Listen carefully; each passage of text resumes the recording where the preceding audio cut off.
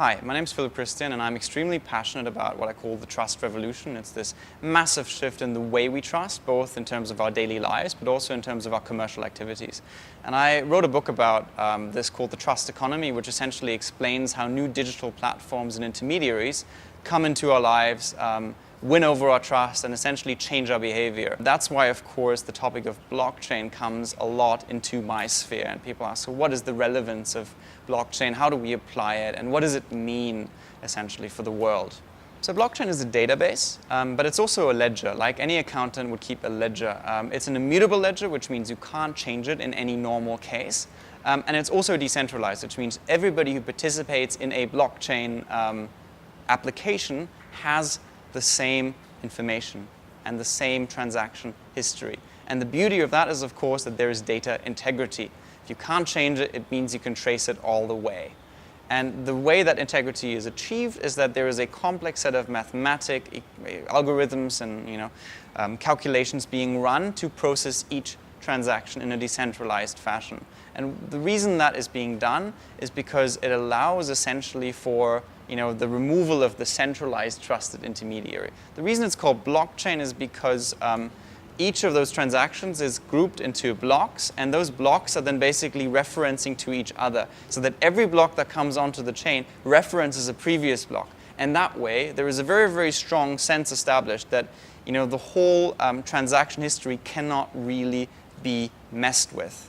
And the only way, by the way, to change a transaction record is to kind of overrule the network. And because the network is decentralized, it would mean for a lot of different nodes or touch points in the network to collude, to kind of basically deliberately falsify a piece of information. And because that's extremely hard and requires a lot of computing power, that makes the entirety of the blockchain technology or platform relatively safe.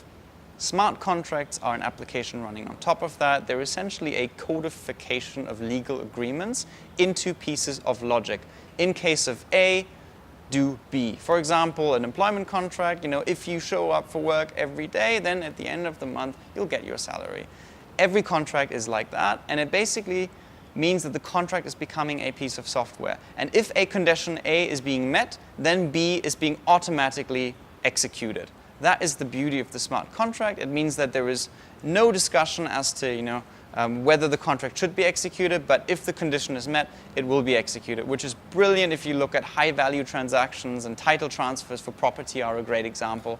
Or if you look, anything where a complicated legal agreement is involved. It allows things to be fully automated. One perfect use case in my industry of insurance is, of course, that you can automate the entire processing of certain claims management and payout, which is a brilliant piece of news for any insurer because, of course, that takes a lot of overhead.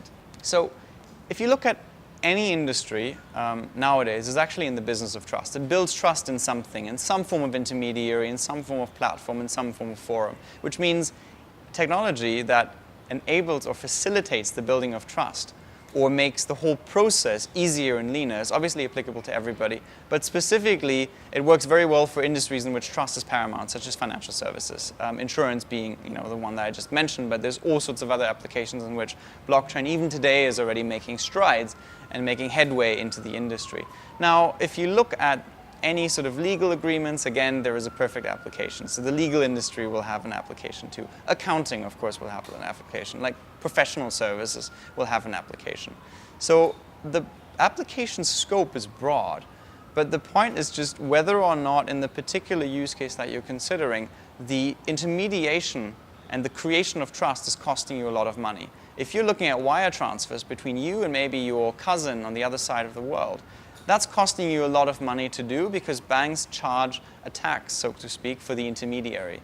Now, that's a classic use case where blockchain may actually allow you, or a blockchain application that's running in a way much leaner than a traditional kind of exchange of value can actually really help you. As a general rule for how to apply blockchain, there will be, let's say in your use case, the more parties that are involved in a transaction, the more high value or significant the transaction involved, and the more important it is to give everybody equal access to, say, the data that's exchanged. the better a blockchain is suitable. For example, data sharing on the blockchain doesn't require one person to hold the data. It just means that both parties have the equal information. So anything that relates to a high-value transaction in which a lot of parties are involved, and hence in which there's a lot of administrative overhead in actually creating that trust, is a good application.